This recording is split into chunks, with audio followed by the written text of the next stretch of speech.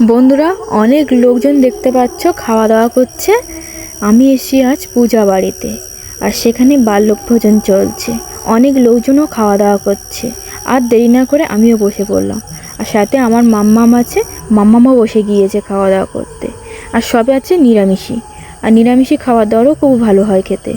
চলো ফুল ভিডিওটা দেখতে থাকো, আশা করি তোমাদের ভালো লাগবে। আর খিচুড়ি, আছে আলু আলু কষা। আছে, আর সত্যি খিচুড়ি আলু কষা থেকে যা আর সেন্ট বাড়ছে, পেট ভরে যাচ্ছে খাওয়ার আগে থেকে। জিভে তো জল এসে যাচ্ছে। এখন বক বক কম করে খাওয়াটা শুরু করি।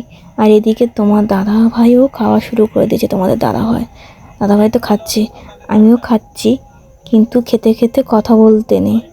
এখন চুপচাপ খাওয়া দাওয়া করি। আর তোমরা ভুল ভিডিওটা দেখতে থাকো। যদি ভালো লেগে থাকে তাহলে একটা কমেন্ট করে যেও। আর আমি এখন আলু খাচ্ছি, আর আলুটা কিন্তু খুব ঝাল ঝাল।